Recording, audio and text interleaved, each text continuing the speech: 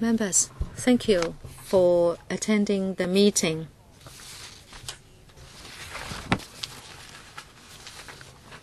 This is the meeting of the panel on environmental affairs. Item 1 on the agenda. I think you have the agenda. Confirmation of minutes. Members, please confirm the minutes of the special meeting held on the 24th of February 2017. That's in paper CB bracket 1882/16 to 17. The Secretariat has not received any proposed amendments. I would propose that we endorse the minutes. Any objection? If not, thank you very much. Minutes confirmed. Item 2, information papers issued since the last meeting. 2 papers have been issued. Members should have them in your file. It is a letter dated the 24th of April from Mr. Ted Hui, and also the administration's response. This has to do with the new scheme of control agreements. You remember last time we said that we would take it up later, but then very soon it was announced. Item 3, items for discussion at the next meeting. Now we can invite the administration to come in first. The next meeting will be held on the 26th of June, a Monday at 2:30 p.m. The administration proposes to discuss 2 rather important topics. One, Hong Kong's Climate Action Plan 2030 Plus, and another one, review of the air quality objectives. I think we have been waiting for these 2 items for a long time. Members, do you agree to take up these 2 items next time? Any objection, any addition, any deletion? If not, it is confirmed that we'll take up these 2 items next time. And then the meeting proper. Well, actually, there is going to be a special meeting at 2:30 on the 29th of May. We are going to conduct a public hearing on the members of the public's views on the proposed arrangements for charging for solid domestic waste. This meeting may go on until 7 p.m. It starts at 2:30. The Deputy Chairman will chair the first session, and I will chair the remaining 2 sessions. And then on the 6th of June, Monday at 2:30, we'll have another special meeting to receive the public's views on the proposed legislative amendments to phasing out ivory trade. I hope you will block your diary for this special meeting. Right, item 4 on the agenda. Improvement of roadside air quality. There are 2 papers. One is issued by the administration, the other one prepared by the Secretariat. Now we can ask the administration to take us through the paper briefly. Chairman, thank you. I think I will not go through the paper in detail because I think members are very familiar with the topic. With regard to roadside emission, this term of government thinks that this is a serious issue. So we have devoted powerful projects to tackle this. You remember the major one is to phase out 82,000 old and aged diesel vehicles, and the completion rate is 63 to 64%, and our colleagues can comment more on it. And you remember with regard to LPG taxis and the majority of light buses, they have replaced or are retrofitted with the catalytic converters. We are also using sensors on the roadside to catch gross emitters. The results are satisfactory. Our colleagues have also devoted quite some time to use scientific methods to measure the actual results. If members are interested, we can certainly have an exchange. Plus, franchised buses, they also have to be retrofitted with the SCR we are nearing completion with this project. These are the few measures to tackle gross emitters. And about vessel emissions, it is not the topic for today, but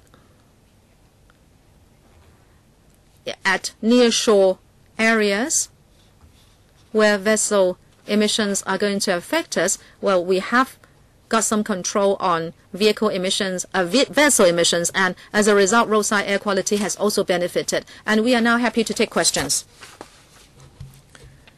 I believe we have quite some sufficient time for discussion of this item today. I will allow 5 minutes each. And members, I know, are very forthcoming. Mr. Gary Chan. Thank you, Chair.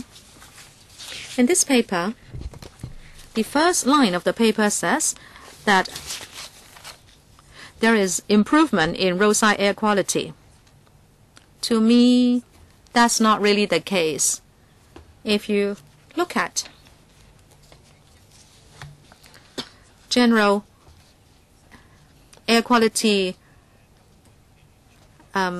sensors, you will see that at 4 such stations, the level was at 10 plus at the beginning of the month. This is also the first time we have recorded 10 plus at general air quality stations since 2013. If there is improvement in air quality, why is it that at general stations air pollution was found to be serious quite often? It seems this is a departure from what the Undersecretary is telling us.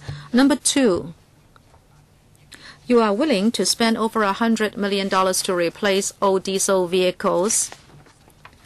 Well, the main polluter, including buses, taxis and light buses, which are emitting PM 2.5, I'd like to know when they will become electric or hybrid vehicles. Do you have a timetable and specific actions to do that?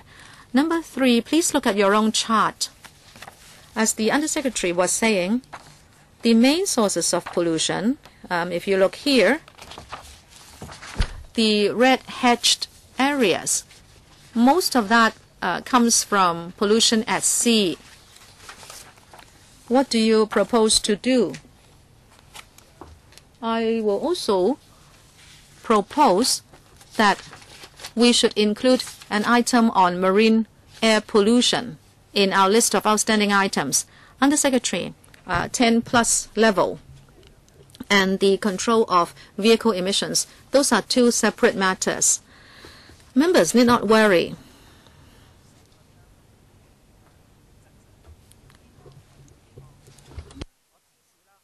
I hope my colleague can explain the discrepancy.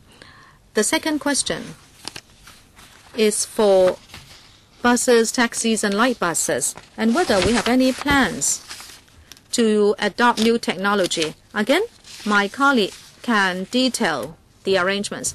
Perhaps you have read in newspapers about hybrid franchised buses.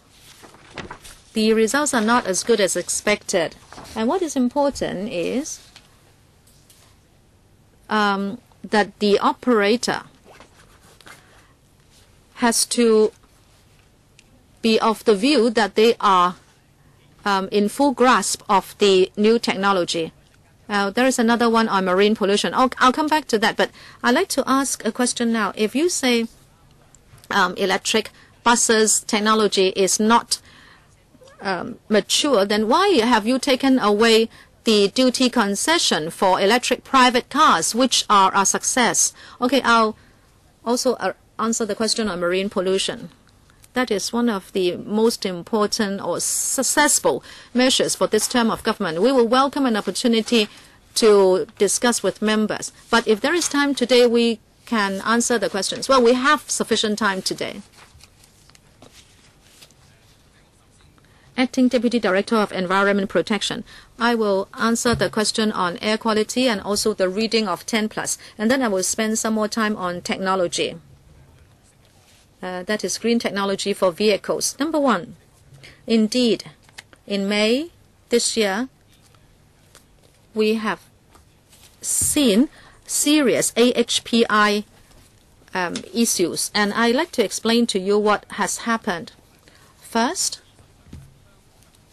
as a matter of fact, air quality in Hong Kong is affected by 3 factors: 1, local emissions; 2, meteorological conditions; number 3, regional air quality.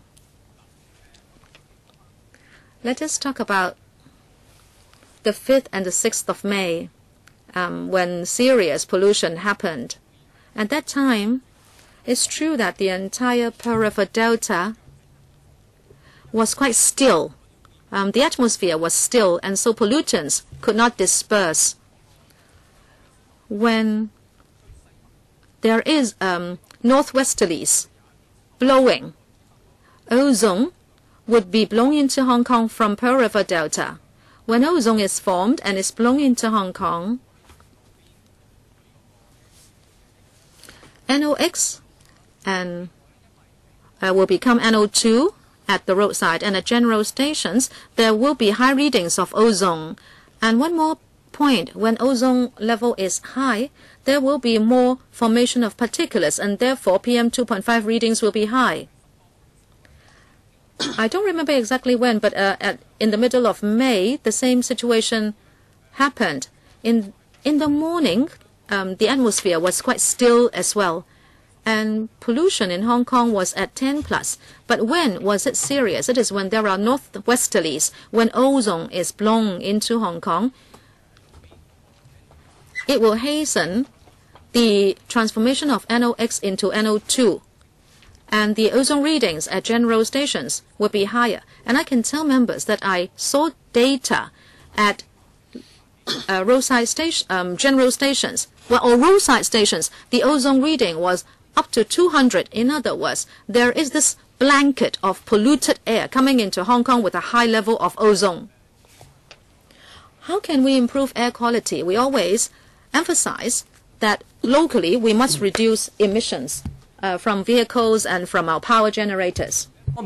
On the other hand, we should actually do better in terms of regional cooperation. So we all know that together with the mainland, we have a target for the reduction of emission, meaning the reduction of emission of sulfur dioxide and sulfur dioxide, because that can help reduce the level of ozone in the PLD region. So we hope that by cooperating with the mainland authorities, such a scenario will less likely to happen. We can see that in the PLD region, in the last few years, the air quality has improved. What about franchise buses, light buses, and taxis and marine pollution? Could you also answer those questions? We very much hope that we can adopt green technologies, whether it's electric vehicles or hybrid vehicles. But the question is whether or not we can find suitable green technologies. A simple example, for example, electric taxis. At one time, we had more than 30 electric taxis running on our roads. Now there's only one left. So what has gone wrong? The problem with electric taxis is that charging takes a long time. If the driver has to take 4 hours to charge a taxi, it would not be acceptable. We hope we'll be able to really find, green technologies that can actually,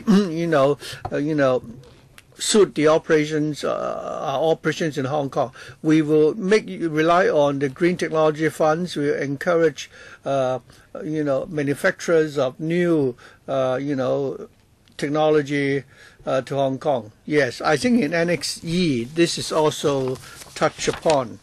Madam Chair, I also like to talk about hybrid vehicles, because reference was made to the hybrid technology. Hybrid vehicles do not need to be charged, but for the hybrid vehicles to really run optimally. Now, if the hybrid vehicles run on highways, it's not so efficient as when it is running in the urban areas. But we don't have very satisfactory results for buses. This is because for the franchise buses, the air conditioners take up a lot of energy. As a result, the buses would not be able to really leverage on the hybrid technologies. So in the paper, we've already mentioned that the bus companies hope that through improving on the design and the structure, they can achieve better results. But as to whether or not this can be done, we have to see. But we've asked bus companies and the academics to help us monitor the results of the trial. Would anyone like to answer the question regarding marine pollution? Thank you. Regarding marine pollution, I think members would know that we have a measure requiring the vessels to switch to using a different type of fuel when they berth in Hong Kong, and if they switch to a better quality fuel, I think we've actually monitored the vessels berthing at the Kwai Chung container terminal, and we find that the sulfur dioxide level is down by almost 60%. So, and this is encouraging. We hope members would know that, right, together with the Guangdong authorities, we are in the PRD region. We want to set up a low emission zone. We want to actually lower the sulfur content of the fuels. Thank you. I'm sorry we've taken so much time because Mr. Gary Chan's questions are related to air quality. I'll now read out the names of members who have indicated they would like to talk. Yip Chi Ming first. Thank you. 5 minutes. I would beg to differ from regarding Mr. Gary Chan's comments. I think the Environmental Bureau during the last term has done a lot of good work. Now, many questions have been raised. Reference was made to the land and marine pollution. Many consortia are now investing into different, electric vehicles. You are now saying that vessels berthing in Hong Kong will need to switch to better quality fuels, and we support that. On land, I think you've done a lot. Because whatever initiatives you implement would result in rising costs for members of my constituents. But anyway, I will still support these initiatives. I have one question to the Undersecretary, however. In your paper, you say that since roadside air quality has now improved and the remote monitors has work very well. That's why you are proposing to scrap the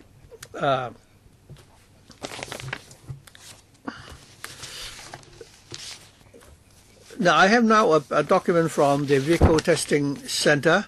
So early on there was a requirement for the chassis dynamometer, and the vehicle owners and the testing centers were required to reserve room to install these chassis dynamometers. But these centers already reserve, sites for the installation of these dynamometers, and they're paying rent for the premises. Now that you've scrapped this requirement because our air quality is improved, but would you talk to the Transport and Housing Bureau, since you don't have to do it anymore? Would you consider compensating the operators because they have reserved the area, and they've signed leases for 3 years and they're paying rent? Meanwhile, they're still paying rent. So what can they do? I hope the Undersecretary will talk to the Transport and Housing Bureau. I don't know who should be responsible, but you're the source of the problem. So would you consider offering some compensations for those affected in the trade? Now, first of all, I'd like to let members know that after we've made the decision, what have we done? Once we've made that decision, we have invited the operators of these vehicle testing centers together with the Transport Department for a meeting, and we informed them of our decision. My understanding is that they if they are aware of this, they're aware of the decision and they agree that this is a good decision. As to whether or not they have been paying rent in vain, when I talked to these vehicle testing centers, the operator understood that even if the government were to proceed with this requirement, it would take time, especially for this to be approved by LegCo. And that's why they did not ask for any compensation. In fact, we do not have any plan with the Transport and Housing Bureau that while they have been waiting for the implementation of this initiative, they should be compensated. Of course, if members of my constituents have not raised this issue with me, I wouldn't have asked the question today. Or perhaps they dare not raise this with you. Very often, whenever I raise an issue, the Bureau will say that there is no problem, but members of my constituency would say otherwise. So why don't we organize a meeting so that we can discuss how we can resolve this problem? As far as I have seen, in many of these vehicle testing centers, they have reserved space. They are ready to install the dynamometers. Now that you're going to scrap this requirement, and they've already been paying rent for so long, and we don't know whether they can terminate the lease. Normally, the lease will run for 2 to 3 years. So, therefore, an appropriate amount of compensation is really justified. I think we can talk about this further. Thank you. I think the current administration has done a lot to improve our environment, and I think it should be commended for that. But whatever it has done, there is still always room for improvement. It's not a question of how much they have done, but people's expectations are improving all the time. So I have several questions. The first one is about the tables in Annex B. Well, this is like a scorecard, but you always give us the average numbers.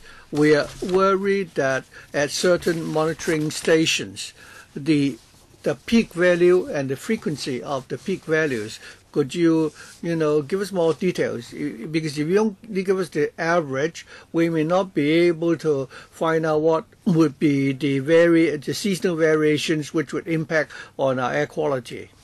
And secondly, with all these measures to improve our air quality, why have you not mentioned light emission?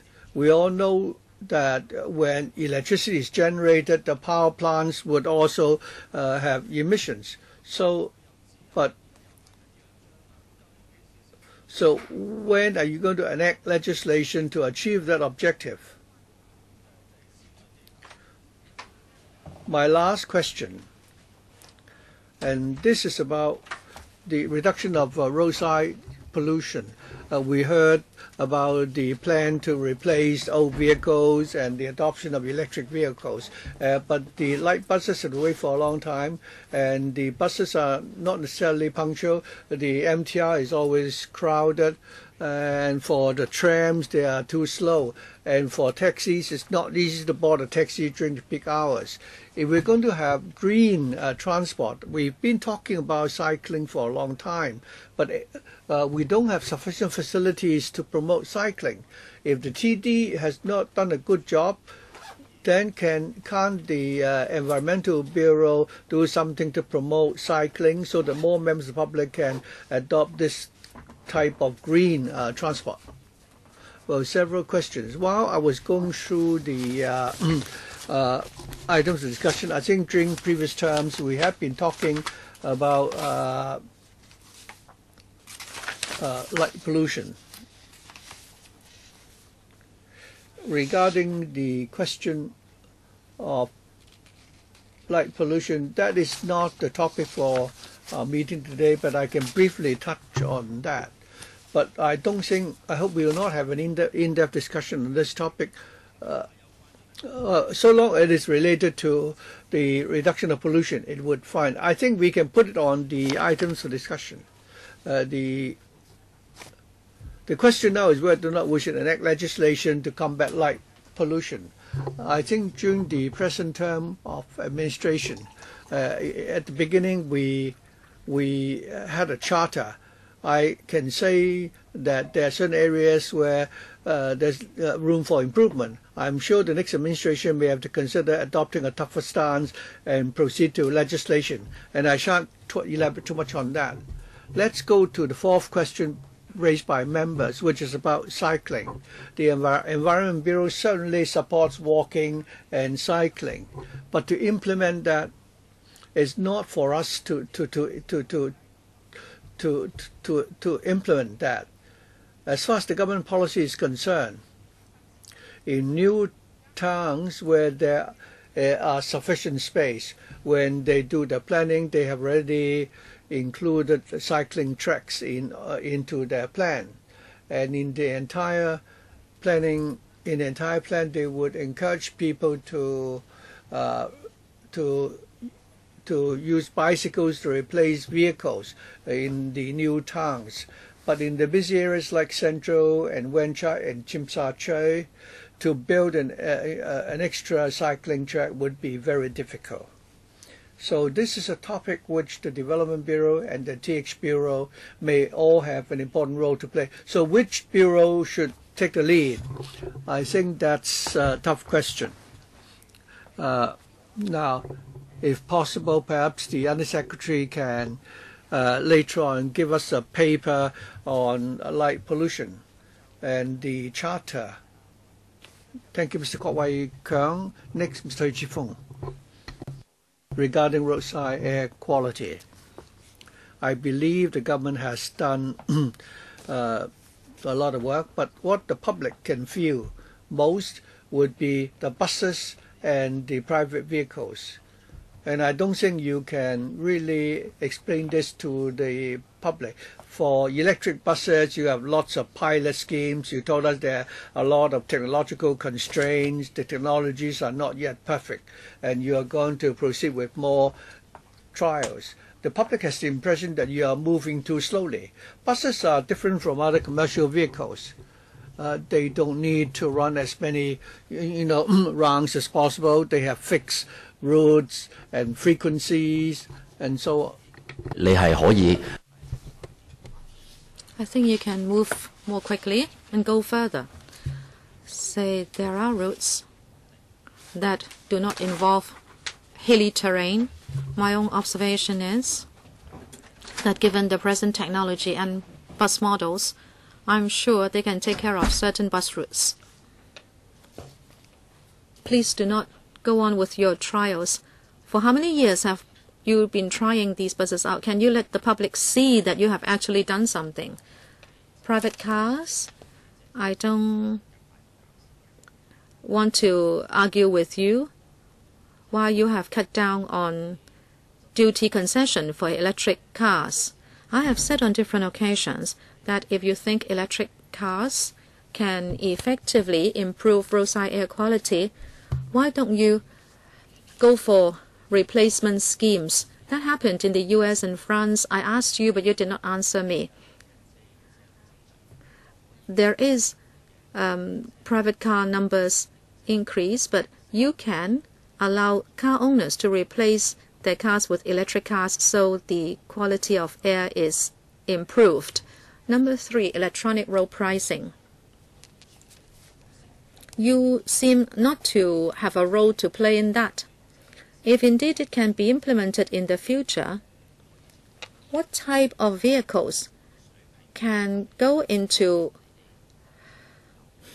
toll areas and who can have exemption? And are you confident that you can improve air quality? And I'm talking about areas in Hong Kong where the air is most polluted. Why is it that we don't see you play a role in this? Thank you. Undersecretary, I'll take the last question first. As you know, ERP is the policy area for the TH Bureau. no final decision has been made yet, but you might have read papers telling you that the TH Bureau is making plans in that direction. But I'm sorry, I have nothing more to comment. Chairman, allow me to barge in. The public are angered when we talk about bicycles. You say it's not your jurisdiction. Talk about ERP again, it's not your jurisdiction. But is it because technocrats have not had an effective exchange, and that is why we do not have good environment policies? Can you be more proactive and do a little bit more? Let me ask Mr. Mok to answer questions 1 and 2. Thank you, Chair. Electric buses. I agree with some of what Mr. Hui said. Probably, electric buses can negotiate certain routes. I think you mean we can tackle those routes first. The administration is trying out electric buses. We have done that for about a year. There have been some mechanical or other failures in the interim. What we see now is, if it is a single-deck electric bus, when the weather is not too hot, it can cover short routes. But when the weather is hot, there is not enough range.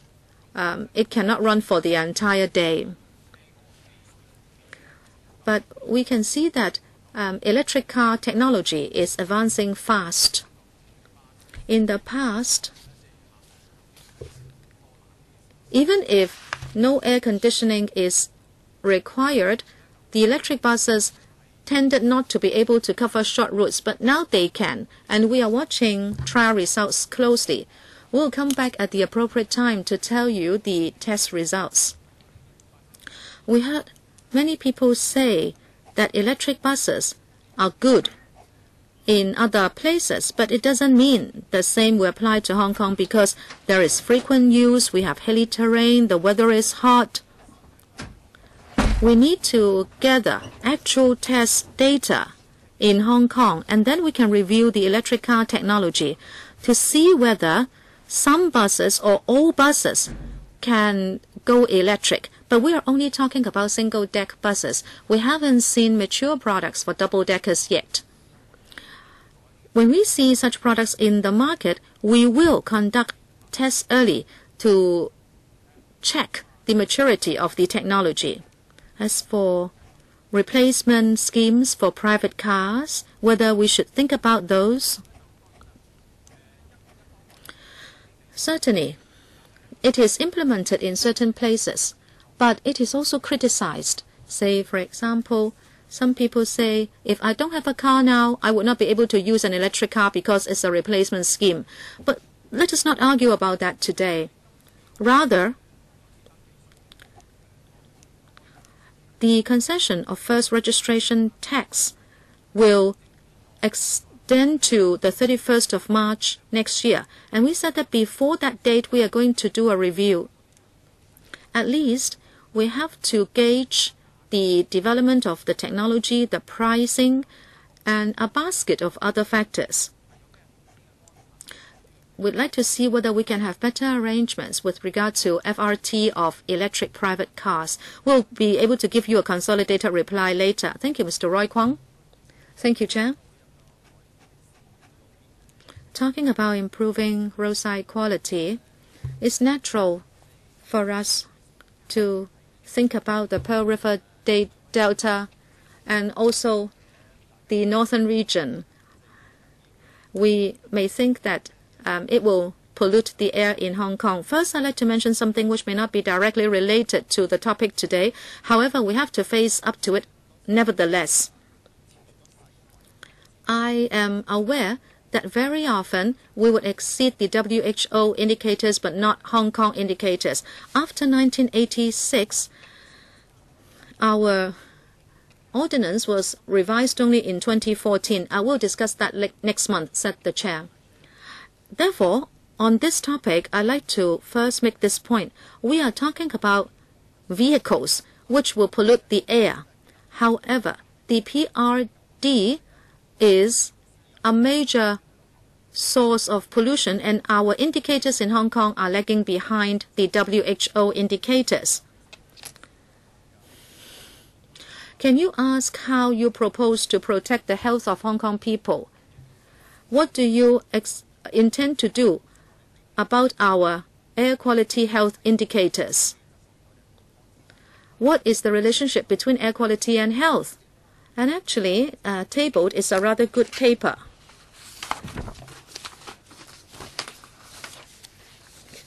From Clean Air Network.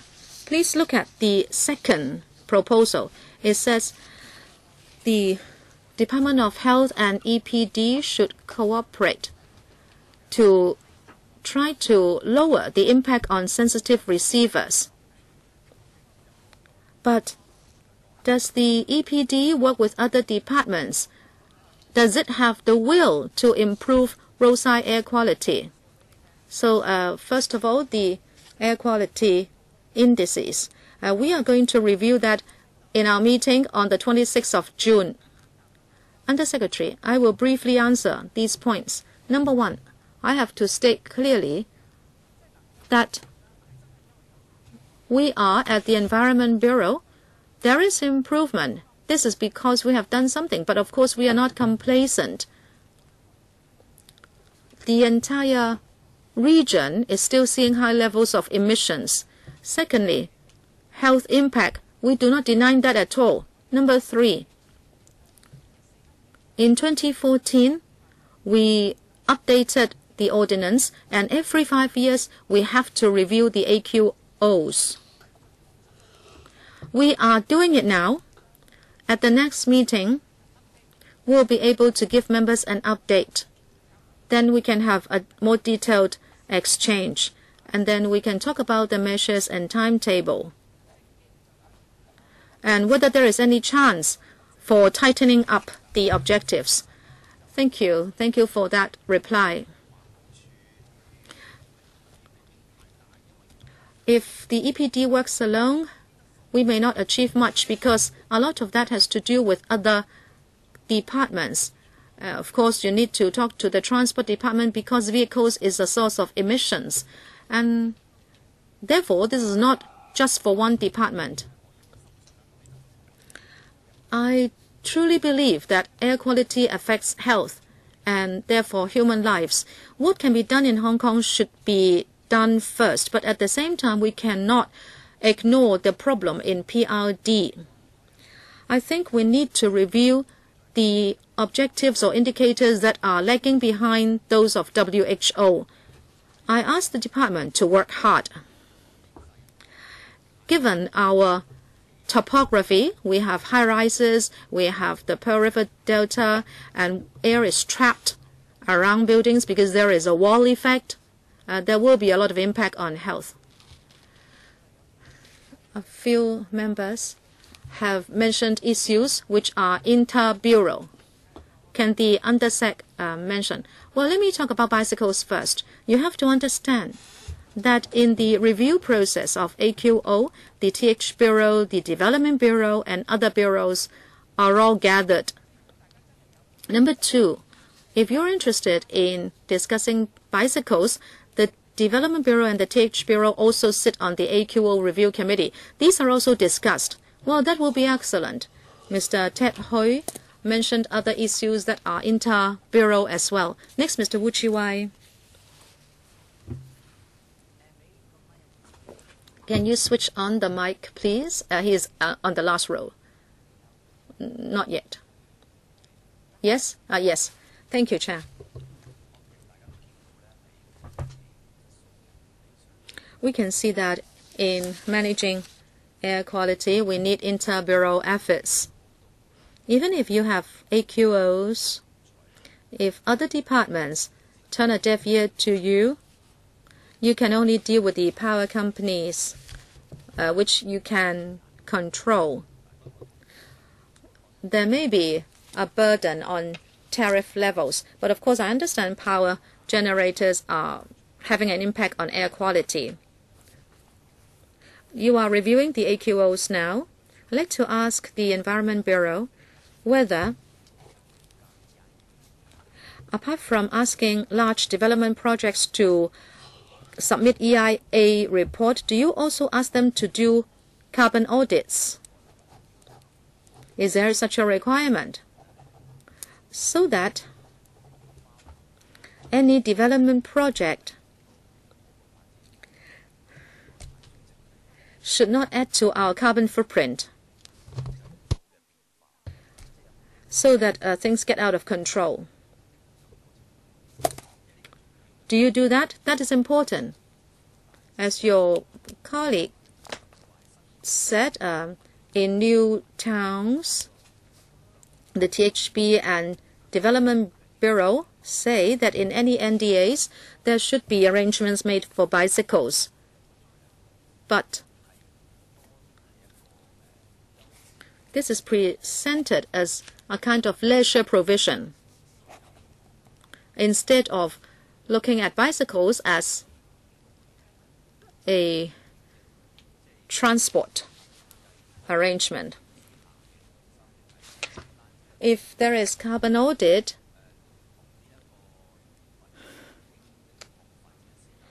you can talk to the THB about infrastructural projects and push them to view bicycles as a vehicle, instead of viewing it just as a leisure provision. This will have an important bearing on how we see bicycles and their functions. What is the message from the TH Bureau? Underset. First, from what I know, the TH Bureau says bicycles are mainly for leisure because you need a continuous cycle track, but it is only available in the NT. If you want to know how much progress there is, well, we know that already. So yes, you don't have to talk about it. But I think they have done quite well. People say it is not totally connected yet, but we agreed on that point. For the Environment Bureau, we say that when bicycles are in the urban area, there is a big safety concern. Policy-wise, we encourage the use of bikes, but safety must be something for the transport department. If we expect that more and more people would ride bicycles, how would that help reduce our carbon footprint? That's difficult to calculate. You're going to ask, for example, what criteria do we use to do the calculation? Regarding air pollution, we will calculate the carbon emission. The most direct way of doing that is to take measurements at the power plants and also measure vehicular emission. We can take a tally of how much coal is being burned and work out the carbon emission level. So in other words, if you want to reduce carbon emission, either you would reduce the number of vehicles running on the road, but I don't think that could be your policy objective. Otherwise, the forthcoming AQO will be really a serious problem. If we look at the 2030 plus consultation paper published by the Development Bureau and what the THB is doing in promoting walking, you can see that they are promoting these initiatives. The problem is where in the urban areas can you make new plans. I think in the new towns we have a lot more space compared with the urban areas.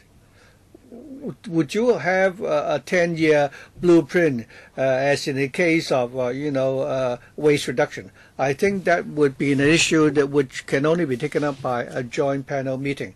Mr. Dennis Kwok is next. I'm going to read out the names of other members who would like to speak. We have 4 other members: Dennis Kwok, Chen Chi-chun, Yu Chung-yim, Leung Kwok Hong, and Fernando Zhang. So Well, I'm not going to allow for a second round, Ms. Eddie G as well, because we have another item on marine pollution. So I hope members do not mind. 4 minutes. Dennis Kwok. Thank you. I think we've been following up on the question of roadside air quality for a long time. I'd like to first of all ask a technical question. Through you, Madam Chair, I'd like the Bureau to give me a written response. So may I now, submit the question to the clerk on the broader policy issue, other than requiring vehicles to cut down their emission level. I think the green transportation policy is also very important. For example, the encouraging more people to ride on bicycles as part of their daily lives. So bicycle is not just for the connoisseurs or the enthusiasts, but other members of the public, when they go to work or school, can also, go by bicycles. But we need a whole policy package to support that. Would you consider setting up an interdepartmental, task force to look into the policy concerning bicycles? I've talked to Dr. Anthony Cheung about this, and he also agreed that we should promote green transport such as bicycles and building more cycling tracks. And it's not just building cycling tracks in the NT, but also in the urban areas. Even if we cannot do that, there should be policies to make the cyclists feel that they have an equal chance of using the roads. Recently, I took part in some cycling activities in urban areas.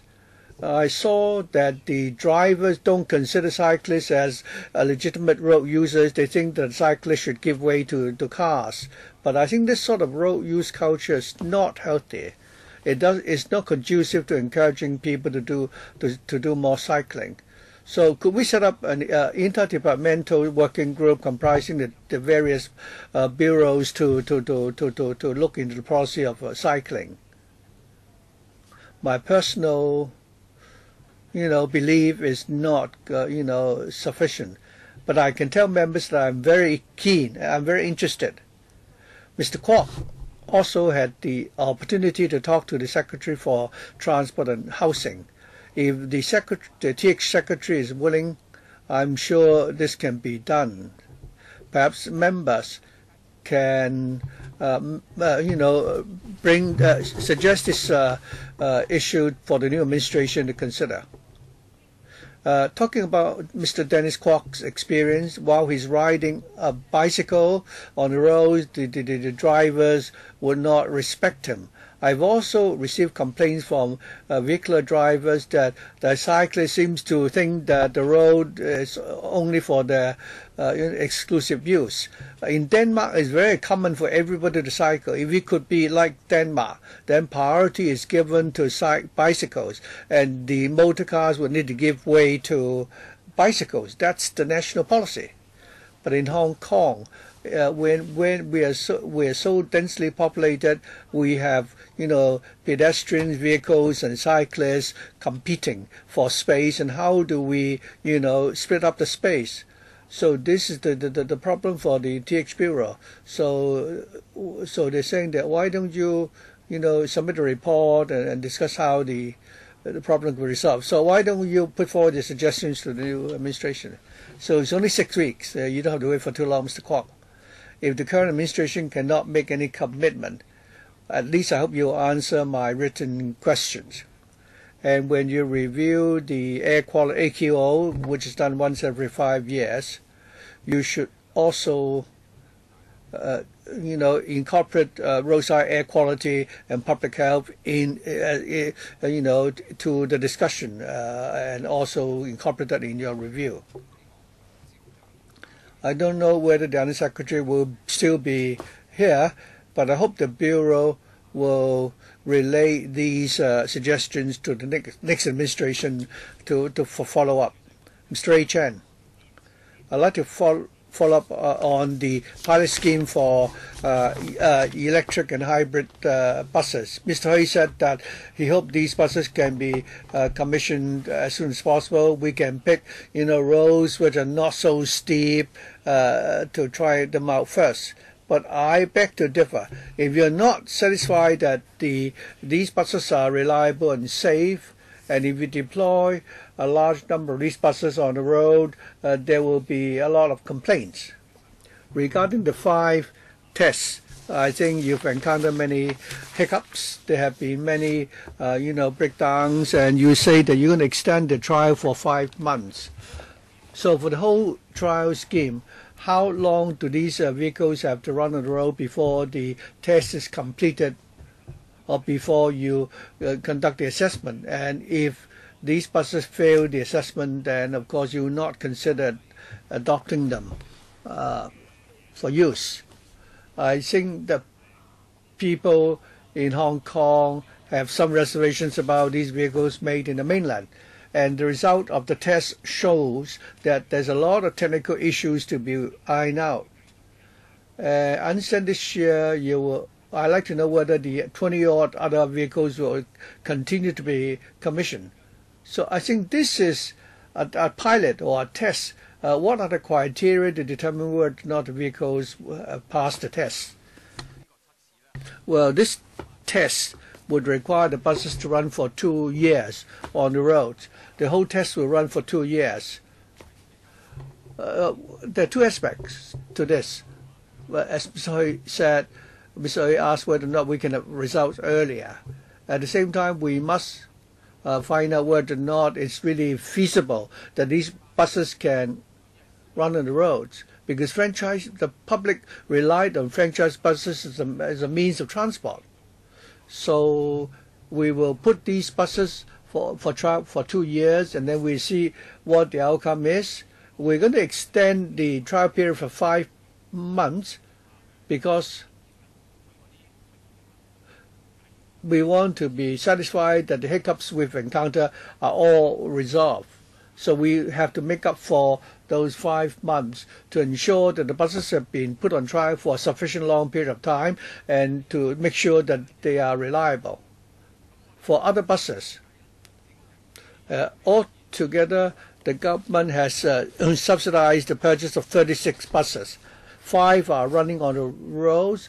There are 2 super capacitor buses running. After they've been run for 2 years, there will be a review. But we have also promised that in the middle of the year, in the middle of the trial period, there will be an interim report. So at the appropriate time, we'll come back and report to members about the preliminary results. When that is done, we will see whether the trial is successful or not. We can tell members that we've set up an expert panel to monitor the whole test, including local academics and representatives from the bus companies and government departments. We will look at, for example, whether these vehicles, pass the test. So there's a reference here for an ordinary diesel buses. How do these electric buses, how do their performance compare? Would the discrepancies be acceptable? We will be explaining to members about the outcome of the test. In the market at the moment, there are only such electric buses manufactured in the mainland which could be used for the pilot. We're not saying that we want to put buses manufactured in the mainland or elsewhere and put them on trial. The bus company have to open a bid for the tender, but they all came back, using these buses made in mainland. But it's all, the consideration is mainly mainly focused on the performance of these buses and not where they are manufactured. Professor Yiu, regarding bicycles, Mr. Dennis Kwok and myself, I think I've been riding bicycles on Hong Kong Island for 4 or 5 months, and it has proven to be very well.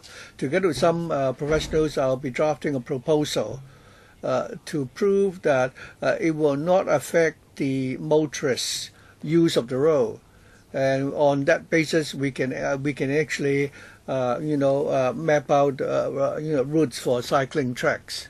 So I don't think you need to do it like what you do in the NT, before you can build the cycling tracks. Among the tertiary institutions, I understand that there are 10 or so air quality monitoring stations. The data collected is not sufficient. You will not be able to have an effective analysis. You will not be able to have micro monitoring of the air quality.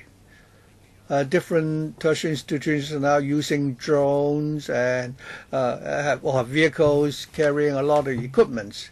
And in Europe, you have even people carrying knapsacks. So why is it in Hong Kong you do not publicize more of such data so that people in the community can conduct more of such micro tests? Well, actually, we've done this as well. Regarding the fixed monitoring stations, compare with data collected through mobile monitoring stations. For the fixed monitoring stations, they are located on a fixed location, and they can collect long-term data for us and tell us whether the measures that we've implemented for a long time are effective or not. So we need meaningful data which we can analyze, and this is also done in other countries. But with the advancement in technologies, we now can have very miniature equipments. But these miniature equipments are not as accurate as the fixed equipments, which are bigger in size. But for these miniature equipments, they can help us collect more data. So in some areas, we can encourage members of the public to buy such equipment and collect such data for the government's reference. And we have also asked the universities to help us collect such data so that we can have a more comprehensive picture. Other than the data collected at the monitoring stations, we also have tried to collect more data at different points to see how representative is the data collected at our fixed monitoring stations. We want to find out whether, so that we can, make runs of such data when we formulate our policies. Certainly we can provide a paper for members after the meeting. So are these only preliminary ideas? Could you turn the database into open data? I can certainly share the data with members. Perhaps you can also submit a paper. Let me add some information. In March, my staff and I and some professors in Hong Kong went to an international conference of WHO. One of the topics of that conference was about these sensors.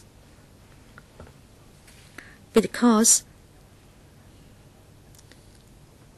for cities like ourselves, some cities may not have very mature devices, and they need inexpensive devices to help collect data. We are mature cities, and how we can use sensors and their data to help us with citizen science, and how we can look more clearly at certain things. So I can only say that yes, we are doing something like that, and Mr. Mark will submit a paper. And Hong Kong EPD compares favorably with other cities. No. We don't compare favorably with them. No, look, rest assured that we are interested and we are knowledgeable. Okay, let's have a paper and then we can see what improvements there can be. Mr. Leung Kwok-hong, why is it that the data cannot be made public? Why can't we get the data on your website? That is not something confidential. How you did it? And you said you have data. And why is it that data can be given to counselors only and not to everybody? Let me give you an example. I may take an elderly person to a certain district. And if that district is always affected by serious air pollution, then I will take my elderly friend to another place for dinner. This is important data for Hong Kong people. If you keep the data away from us, it's not reasonable. You must make public the data, unless it is secret. Number 2, I'd like to ask about electric cars and your policy. Single-decker buses are being tried out. It will be for 2 years. What is your plan for the future? What about double-deckers? Over 90% of our buses are double-deckers. Why don't you try out double-deckers? This is my second question. Number 3, there are many cars in Hong Kong because you have done all that you could about ERP and oil prices. But what about second-hand cars? Some people buy second-hand cars, use them for 2 years, and then they throw them away. You use the FRT to tackle new cars, but it doesn't work with second-hand cars. Many people buy a second-hand car as a toy. I think this is a big problem.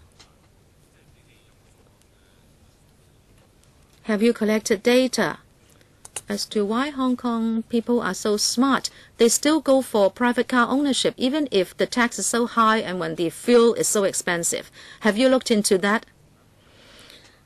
And next, bicycles.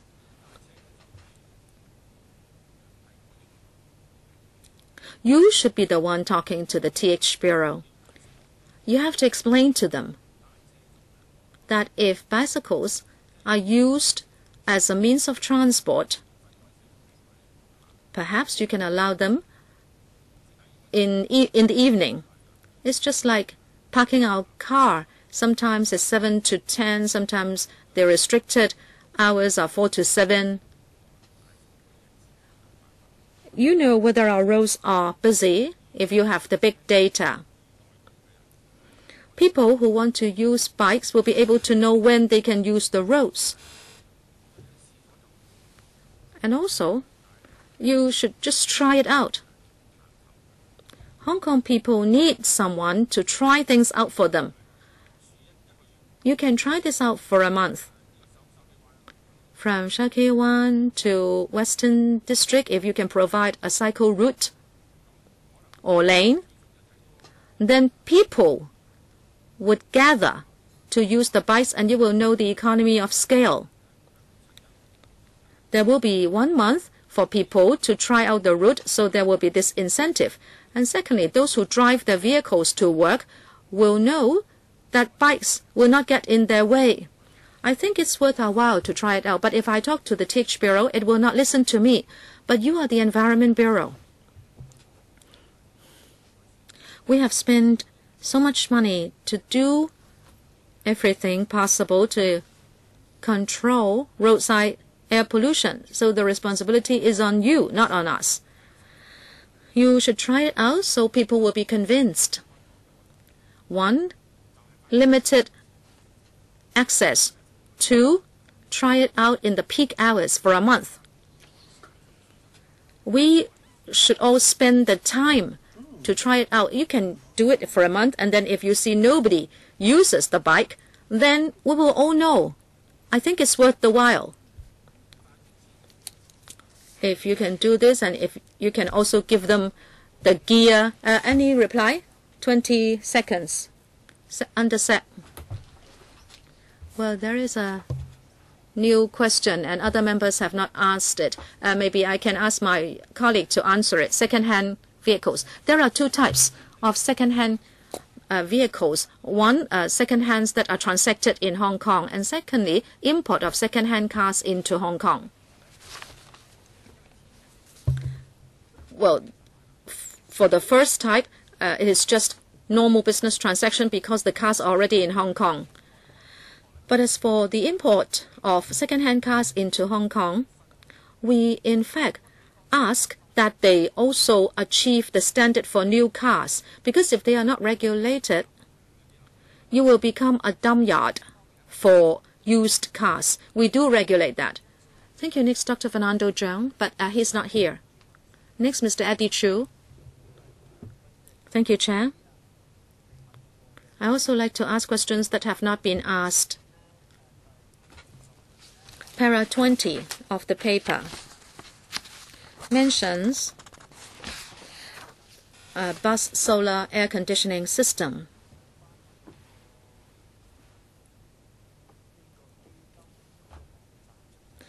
I like to try to get the interim report at the website of the fund, and it looks good. It's a thin board and it can be attached to the top of the bus or coach, and the Science Park has positive review of the system. The electric bus issue may be a little complicated, but then this solar AC system, can we popularize it in the near term? What are your views on this? Mr. Mok. Thank you, Chair.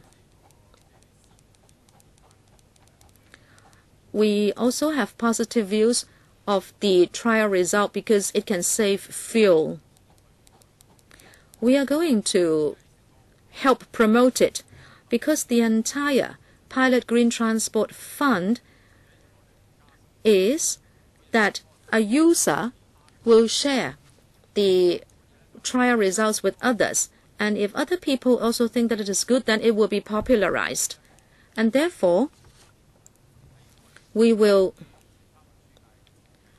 introduce this test result to other people in the transport industry, especially passenger carriers. Mr. Eddie Chu, do you have more questions?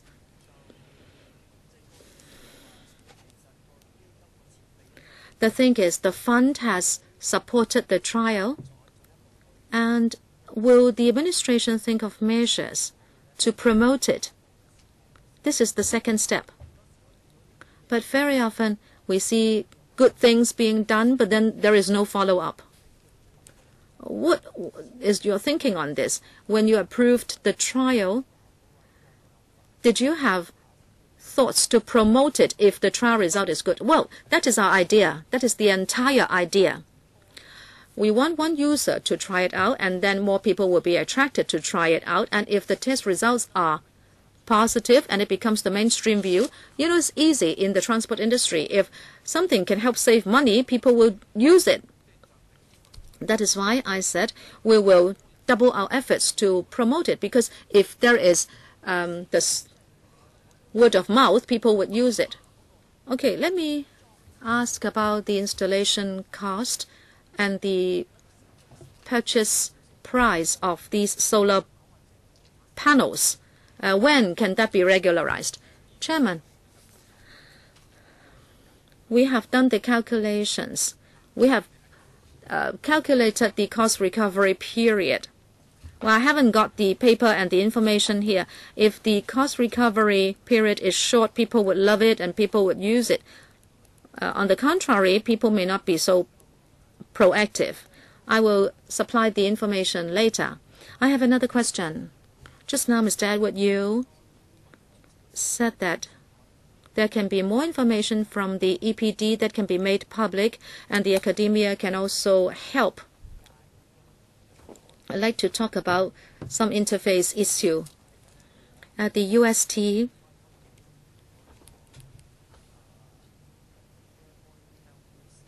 they have the air quality health risk table. The few categories of main pollutants and that contribute to health risks have been tabulated. The EPD lumps everything together.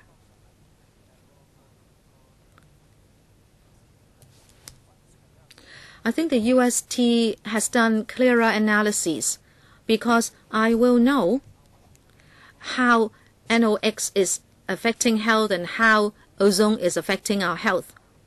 Can the administration improve the way you present data? The UST model is good reference. Let me say something and I will defer to Mr. Mok. We have close liaison with the UST.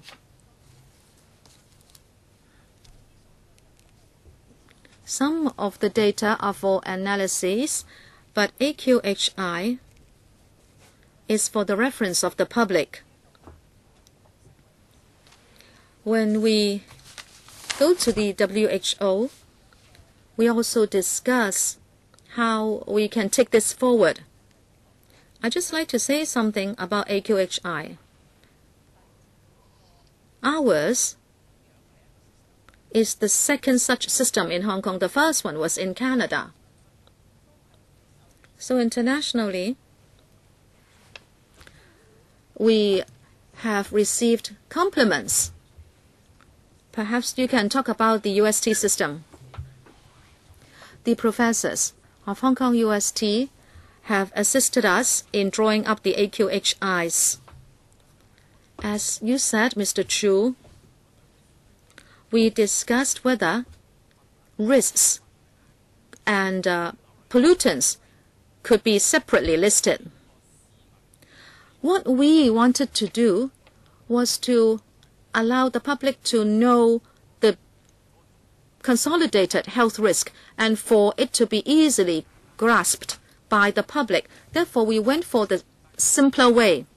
But if they want more analysis, they can avail themselves to the UST website, where there is more information. Our consideration was that the public might just want to know the overall health risk. That is why we chose the present way of presentation. But from time to time, we do review the website of AQHI and the information therein. We can go back and review the situation again. Mr. Jonathan Ho, 3 minutes. Thank you, Chair. 3 questions. One, phasing out of diesel commercial vehicles. There is a big impact on single operators. After 2014, they only have a service life of 15 years. But they cannot even recover the cost in 15 years. How can you lessen the burden on single operators? Number 2,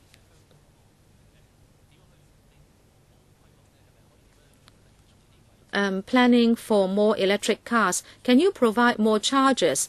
And also in the budget, they do not have such FRT concessions anymore.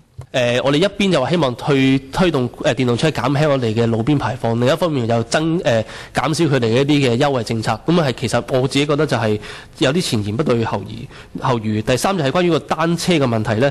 其實而家我哋問嗰啲部門，其實佢哋對於係有幾個部門會關事咧？我見到就係運輸署、警方同埋可能如果你喺公園裏面踩康文署啦，究竟佢哋各自各嗰個嘅考慮點又唔同。如果我哋真係要將 They all have different considerations.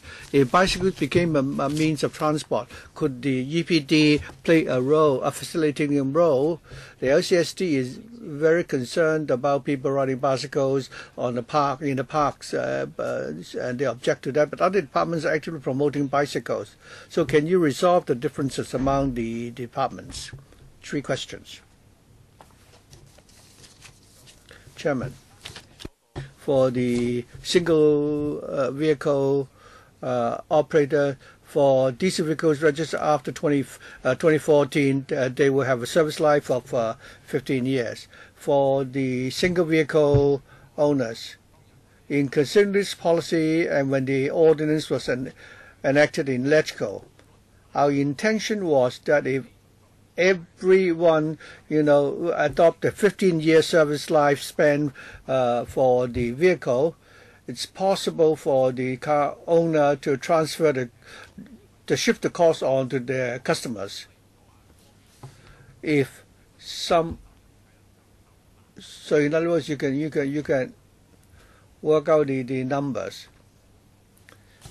The second question is about chargers.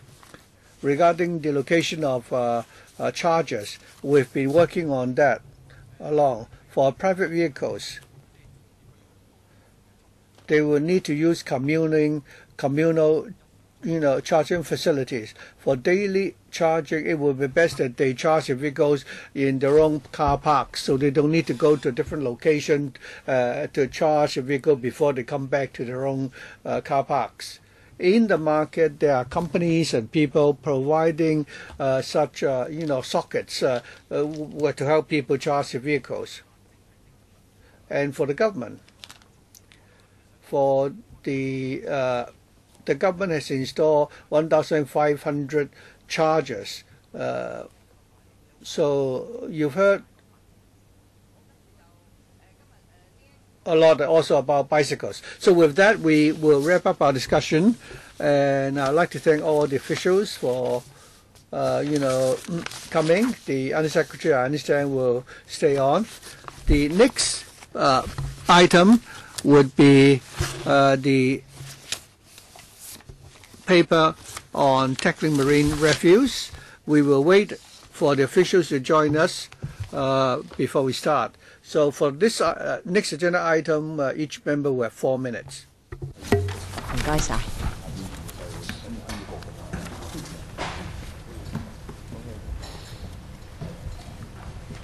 咦？朱凱迪議員。哦，好啊，副主席。好。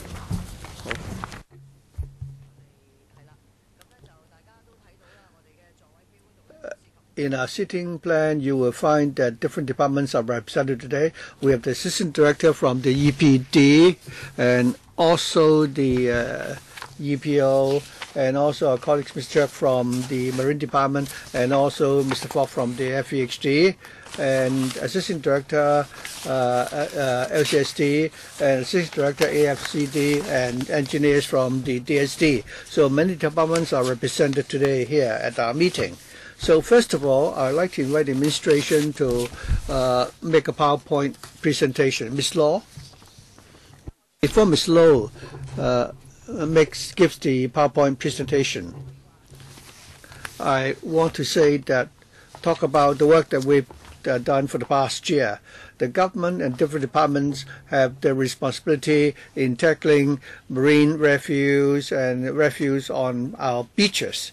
I think you would recall that during the rainstorm season last year, there appeared to be a lot of refuse floating onto our shores. So members asked several questions at the time. First of all, whether we could efficiently, clean up the refuse.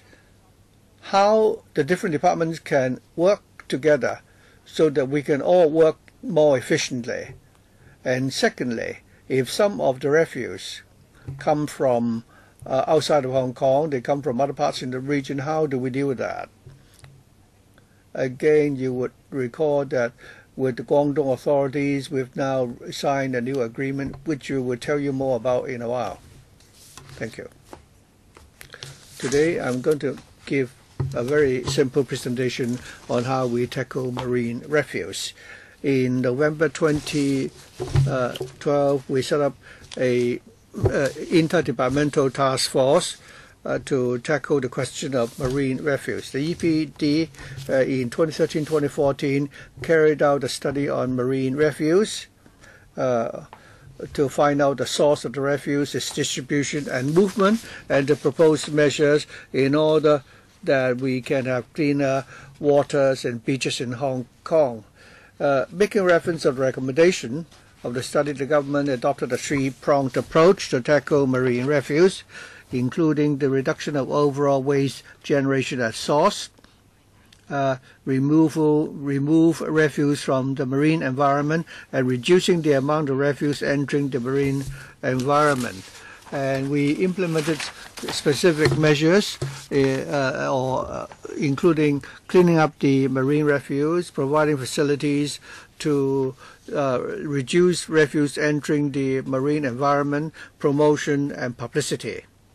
Next, I'd like to go back to the major tasks that we've done.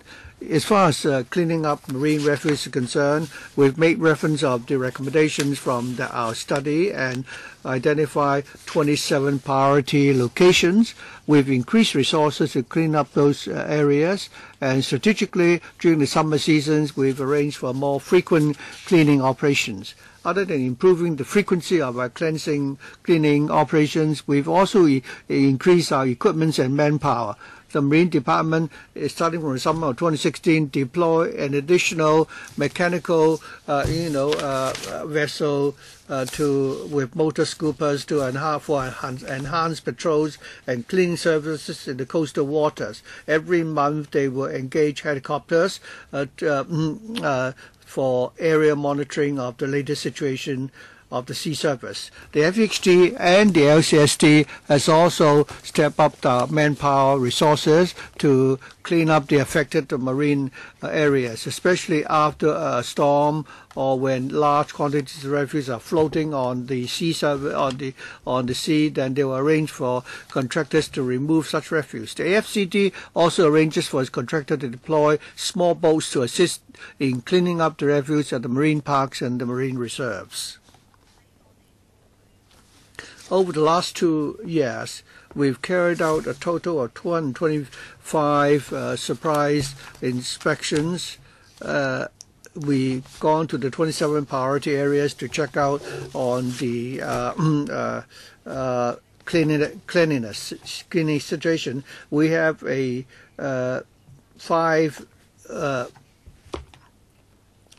actually a 5-tier grading system. As at the end of March this year, 3 locations have been ranked Grade 1, which is clean. 13 locations have been ranked Grade 2, satisfactory. 8 locations was awarded Grade 3, which is fair. 2 locations Grade 4 and 1 Grade 5. Overall, we believe that our cleaning operations have achieved results, and we will continue to enhance our cleaning capabilities.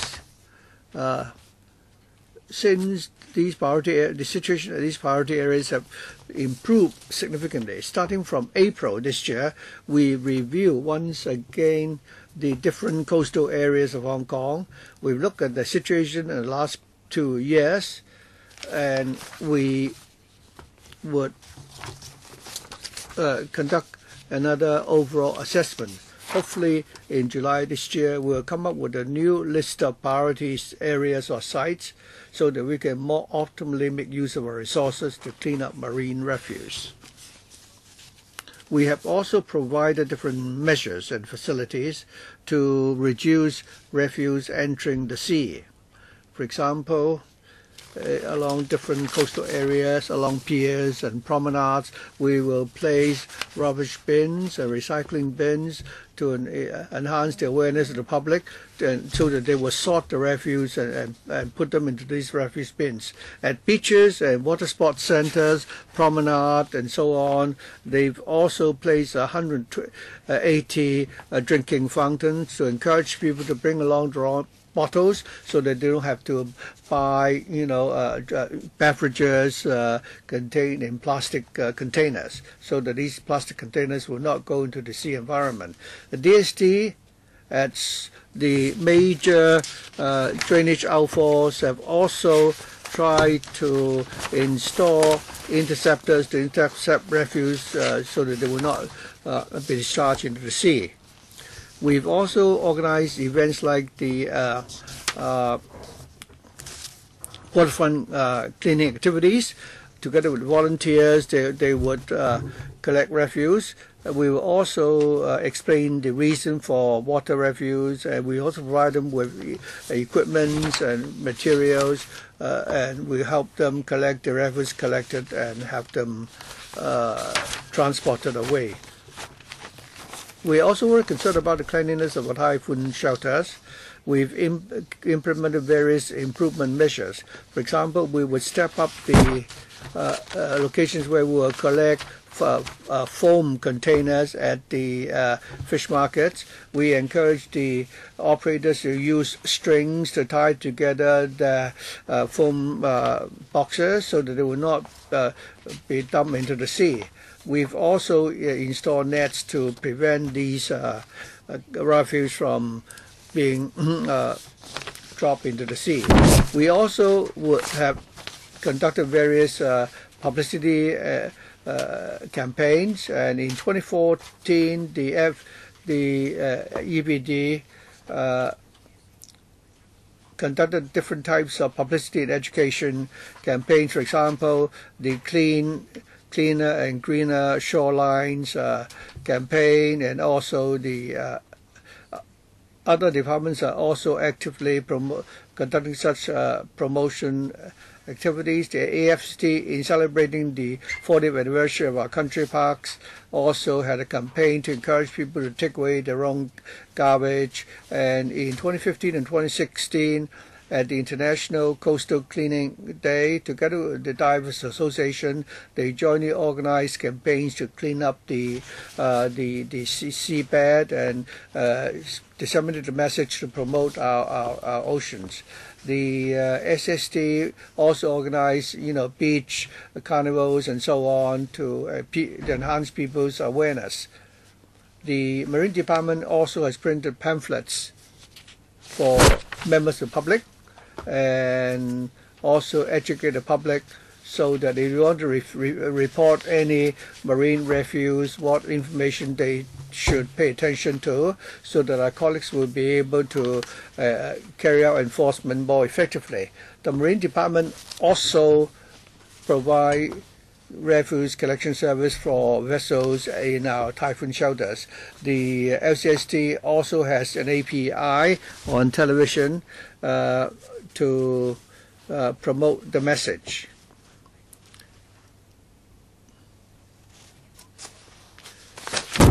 Regulation and enforcement are also a major part of our initiatives, and this is mainly carried out by the Marine Department, the AFCD, the FHT, and the LCSD. Our law enforcement departments have stepped up their inspection along the promenades, the fish wholesale markets and so on, take enforcement action and issue fixed penalty tickets. And the Marine Department has also taken a special operation during the early morning or late afternoon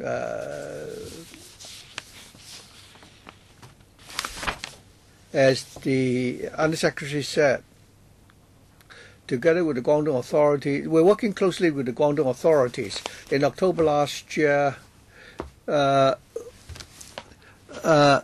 the framework for Hong Kong-Guangdong Joint Working Group on Sustainable Development and Environmental Protection, we exchange ideas about regional marine environmental matters. We set up a notification and alert system on marine refuse issues, real-time monitoring of the rainfall data in the PRD catchment area, and combating illegal marine dumping activities. We also set up a working group, and that working group will be set up in October. And immediately we set up a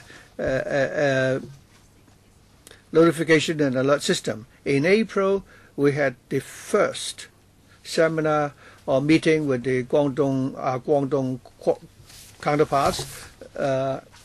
We understand that in Guangdong and the relevant departments in Guangdong, as far as tackling the problem of refuse, marine refuse is concerned, they made a lot of efforts.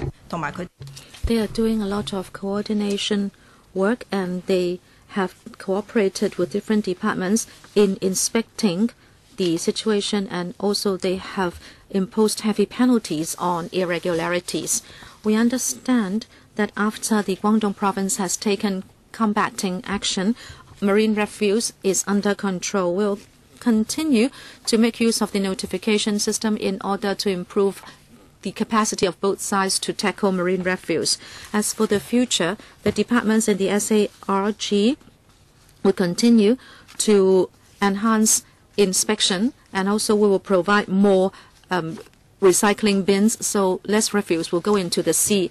The working group will continue to mount publicity and education activities, and also to promote conservation and to provide cleaner and greener shores. And the Environment and Conservation Fund is providing $10 million to subsidize NGOs to conduct community education, so we can have more surveys, investigation, and education, and we can also conduct pilots. In terms of prevention and monitoring, we will review the list of priority sites and step up cleaning. We will also make use of the notification and alert system in order to provide estimation and prediction of marine refuse for departments, so departments can assign manpower to anticipate the appearance of large amounts of marine refuse. And through the special panel, the EPD will continue to have exchange with the Guangdong counterparts on different aspects. That is my introduction. Thank you. For members would like to ask questions, I can also ask questions, I think, if time allows. 4 minutes for you, Mr. Eddie Chu. Thank you, Chair.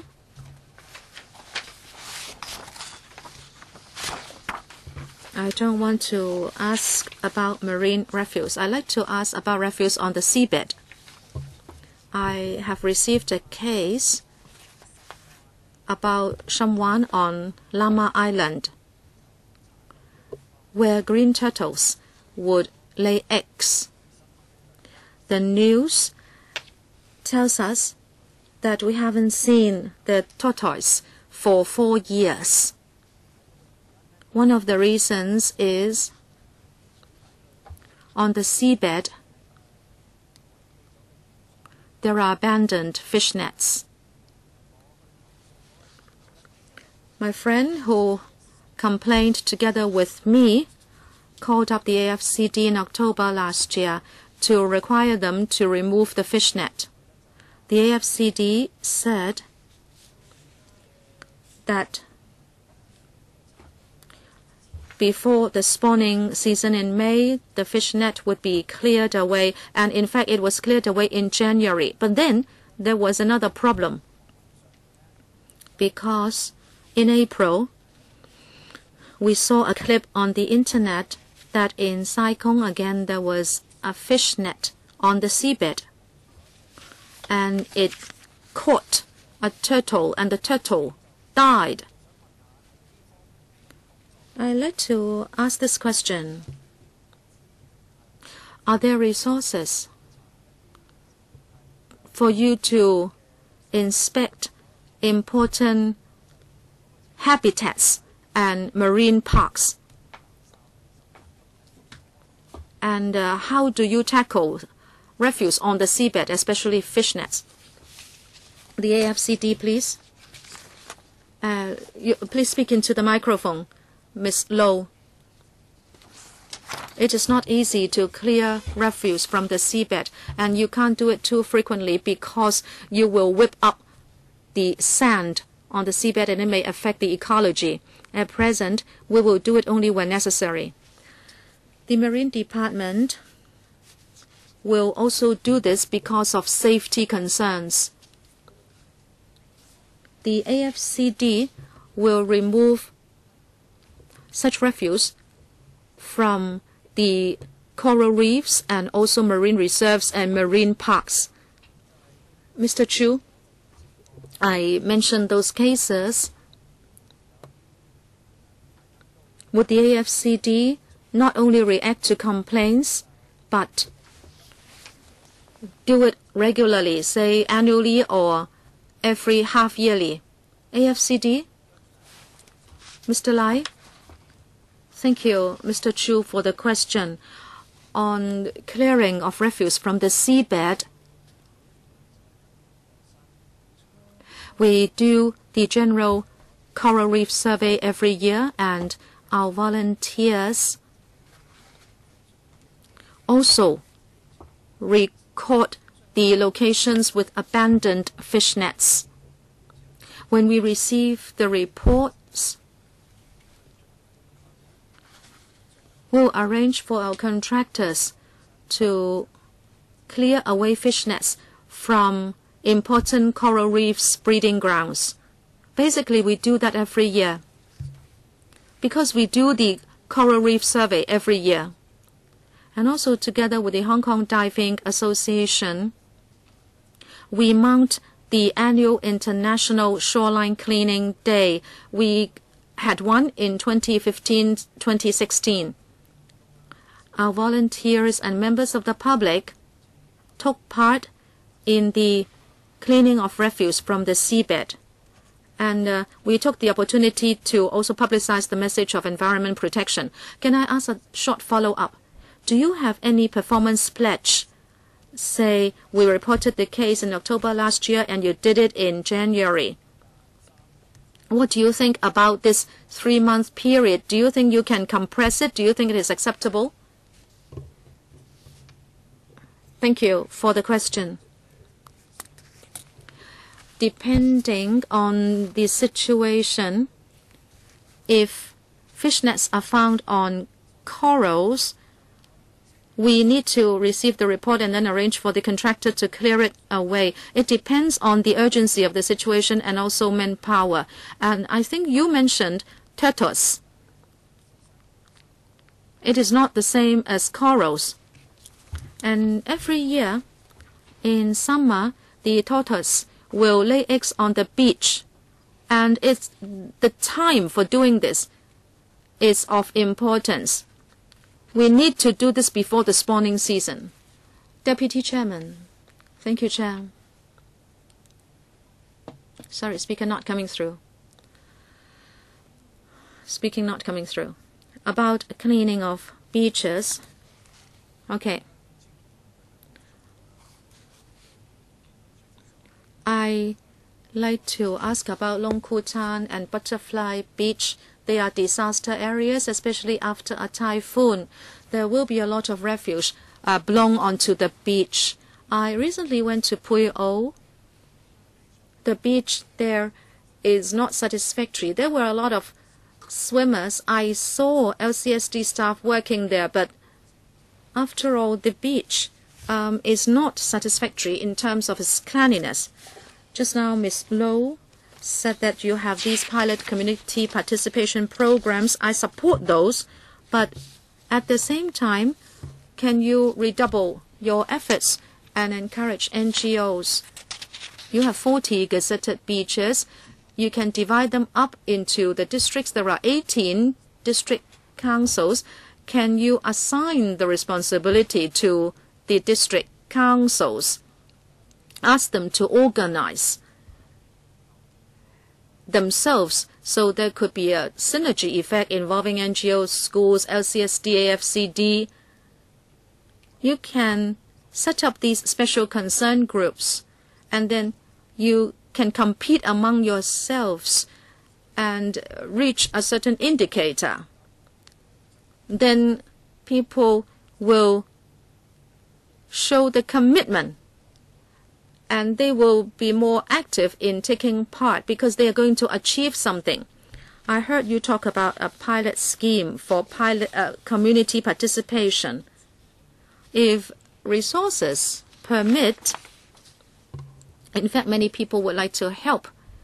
But if there is no leadership from the administration, those people would not be that proactive. I think you can draw up such a program for district councils. This is our natural asset. It will make people very happy if our beaches are cleaner. Thank you, Deputy Chairman. Ms. Low. In summer, on Saturdays and Sundays, different groups go to clean the beaches. Our staff go together to bring messages to the volunteers and tell them how to source, separate the refuse at source. Very often, these activities take place in summer. we can consider involving departments and district councils and do more. I'd like to follow up. Last year, I went to 3 beaches and I helped to clean refuse there, like the Butterfly Beach. I mobilized over 100 persons, and in just 2 hours we collected 50 bags of refuse. More so for Long Kutan, depending on the season and whether it's after a typhoon. Even large pieces of refuse could be blown onto the beach. Can you use machines so you can separate sand and refuse on beaches? Do you have such equipment? It can help clean up dirty beaches. Thank you, Deputy Chair. Next, Mr. Stephen Ho. Thank you, Chair. The introduction was very detailed. In fact, the entire paper was read out. But please go to para 13. You had a meeting in October, but actually in August 2016 in Tam Kong Island near Zhuhai, there was a serious marine incident, and refuse vessels illegally dumped refuse into the waters, and this went all the way to the central authorities, because through our NPC delegates like Martin Liao, we took the issue to the NPC, and there was a very serious penalty emitted, and I thank the relevant ministries. And those people were arrested. 30 people were arrested. 2,200 tons of refuse were disposed of, and you also compounded the vessels. At the same time, I told the SALG about this, and I said we should get prepared to face the challenge of refuse on the sea. Well, I don't want to mention the mainland incident anymore because I think there is more to be done. But here in Hong Kong, I hope there will be emergency relief measures. After the moratorium, our fishermen went out to fish, and then they collected a lot of refuse, and nobody wanted it in Hong Kong. I was talking to the AFCD, etc., and they said it is nothing to do with them, and then the FEHD said it's nothing to do with them, and the Marine Department said it has nothing to do with them. A few fishing vessels took back a few tons of refuse. They were stuck with it for 2 days, and then in the end, we don't know where it was taken. And I dare say that it was not taken care of in Hong Kong. In fact, I alerted the SALG, but then the SALG did not do its part to tackle the matter. On behalf of the fishing industry, I will criticize officials here. I hope you will learn a lesson from this. You have to understand that you are not tackling it. I understand you cannot increase resources in the short term, but then you can draw up emergency measures. In the paper, you say you will do publicity, we will put more recycling bins. Okay, I can agree with those. Maybe the secretary can do some shows and demonstrate what can be done, but then we need emergency assistance. After the meeting, I was given a telephone number and was said that if fishermen take back refuse, you can call this number. But then you go off work at 6 p.m. and my fishing vessel would have to keep the refuse until 8 a.m. in the morning if they come back at 12 midnight. So perhaps you can ask the fish marketing organization, or you can dig a hole in certain beaches so fishing vessels can dump the refuse and then you can collect it the next morning. Not done that. So my question for the government is that how much additional resources have you deployed and what have you done? I hope you will, explain this to the public. Under Secretary, well, we have some data. As for the additional manpower and resources that were deployed, what you've said is totally unacceptable, and I'm not aware of that. No one has reported that to me. If that has actually happened, we have to, hold the parties concerned accountable. So, well, after a lot of refuse were found last year, I'm afraid, Ms. Law, you will have to speak, directly into the microphone. Last year, when we knew that a lot of refuse might flow from the mainland to our waters, we started to look at the rainfall data and the wind direction. And this year we set up an alert system so that if we know that there's a major rainstorm in the mainland and refuse might float towards Hong Kong, we can 1 week in advance can notify the departments concerned. For example, for the first time in early May, there was a heavy downpour in Guangdong. At the time, we expected that for areas, the area where we expect a lot of refuse to appear were between Moon. So we step up the inspection and we deploy the manpower and were prepared just in case the refuse were found. We will collect them. And Mr. Ho mentioned about fishermen calling up our colleagues and nobody was there to take their calls. Actually, we've followed up on that inquiry. Perhaps I can ask the Marine Department to further elaborate. I think it should be Mr. Chirk from the Marine Department. The Marine Department always collect refuse, have boats to collect refuse from the vessels in our typhoon shelter. When there's a lot of refuse to be collected, our vessels may not be able to collect all the vessels. After we were informed of the incident, we've now built up a system so that when fishing vessels come back, we will and let us know, we will arrange for our boats to collect the refuse from them as soon as possible. If there's still fishing vessels with a lot of refuse that they want to dispose of, there is a telephone for them to contact us and we arrange for our boats to collect the refuse from them as soon as possible. Normally, our contractor would have finished with the work at 6 p.m., but I agree with Mr. Ho that we should have a contingency plan in place. I hope that our service can cope with contingencies. If a large volume of refuse were identified, then before the fishing vessels arrive in Hong Kong, they should let us know well in advance so that we can arrange for the vessels to be collected as soon as possible.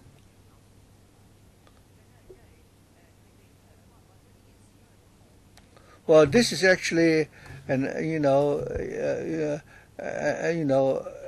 an isolated case. Perhaps you can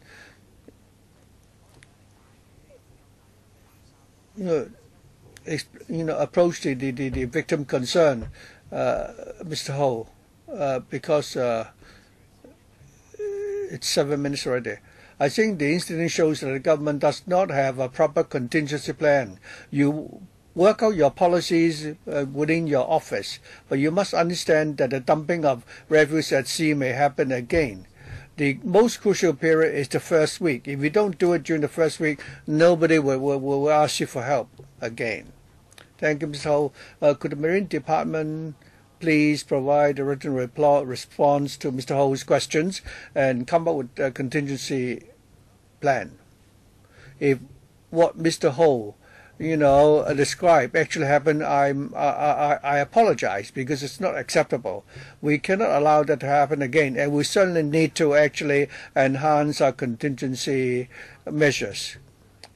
Yes, because the moratorium on the fishermen will appear soon again. Mr. A. Chan. We're discussing marine refuse today, which includes refuse which float to Hong Kong and refuse along the coast. And this involved the 4 major departments, and there is a division of labor amongst them. While division of labor is good, but there is one problem. That is, there are cases where different departments may pass the buck on to each other. I've handled a case where we went to inspect a beach which is not managed by the LCSD. In the course of our inspection, we found some refuse along the coast. The 4 departments, Marine Department, AFCD, LCSD, and FHC were all there. Nobody was able to decide who should be responsible. And eventually they went back for a meeting. After the meeting, they were still not able to give an answer, but the Marine Department said, okay, we will do it anyway.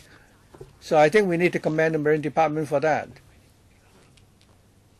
So whether it's the Marine Department or the FHD, they've outsourced the cleansing to the contractors. So what directions you give to them, they will do as instructed. So why won't the 4 departments together employ the contractor so that you don't need to ask who should be responsible? So is it the guideline of the Marine Department? Have you had many occasions where you have an embarrassing situation where your contractor might be at risk of doing the work which should be done by somebody else's contractors? Well, this is an undesirable situation. Mr. Ho mentioned one scenario. This is another example. So, well, eventually, on that occasion, the Marine Department, help out. But I think Mr. Ho's question was whether we could have a mechanism in place so that when it comes to a complaints division, they would have to find a solution. But when members of the public, call up for help, they will call up to the Marine Department, and there might be delay because different departments may not respond immediately. Thank you. To answer Mr. Chen's question, the EPD has already set up a task force. Every time we receive a complaint, we would refer the complaint to the departments concerned to follow up. If there are issues relating to who should be responsible, the EPD will investigate and make a judgment so that the refuse could be collected as soon as possible. It would be good if you have a mechanism. I have another question about regional cooperation. In 2015, a consultant's report said that 5% of marine refuse are generated locally, 5% are not.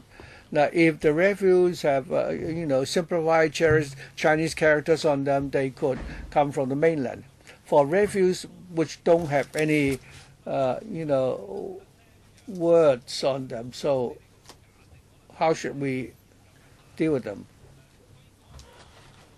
The consultant prepared a report in 2013-2014 saying that 95% of the refuse were locally generated. Would you conduct similar studies in future so that when large volume of refuse, flow to Hong Kong, and if you find some simplified Chinese characters on those refuse, the whole batch may be identified as refuse from the mainland? I think we've conducted such a study. We then build up the mechanism. Last year we had particularly more refuse, and we step up the effort. For this season, I think we will be approaching the rainy season soon, and also now that we have a new mechanism collaboration with Guangdong, although it's only beginning, could we conduct another study? We are not against that. But as to when is the appropriate time to conduct another survey to see whether there's been any improvements or whether there's still any outstanding issues, I'm sure we can consider that. Perhaps we can go back to consider when would be appropriate time to conduct another study. Dr. Low Wei Kwok, thank you very much. Madam Chair, my question, well, this is a difficult question, but we have to find a solution. So whether it's publicity or education or enforcement and regional cooperation, all these are important. But if one looks at the enforcement figures, it's really minimal, although I understand that there are difficulties with enforcement. But apparently, you can only collect the refuse, you can only catch those people operate along the coastal area like the seafood restaurants. If it is done at sea, you cannot, catch the culprits. For refuse, floating on the sea surface, you might be able to clear them. But for the refuse in the seabed, could you explain to us I mean, the refuse in the seabed will affect the habitat even more severely. So what really can you do to resolve the problem? I think Mr. Edici also asked the same question earlier. Perhaps I can ask Ms. Law to explain again. Now, let me repeat again that in order that we will not stir up the silt at the seabed, we cannot frequently clean up the refuse at the seabed because you will stir up the sand and the mud. And this might affect the marine ecology. So our arrangement is that when it is necessary, we will clean up the refuse at the seabed. The Marine Department will, after ensuring that that it is safe, they will conduct the cleaning operations. The AFCD, at the locations where they conduct posts on the corals, they will also clean up the refuse at the seabed. The CEDD would also clear up the silt or the refuse at the seabed. It would affect safety of the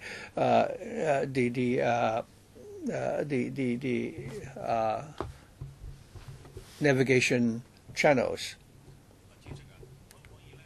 Madam Chair, could the administration give us a paper explaining how they clean up the refuse in the seabed, on the seabed?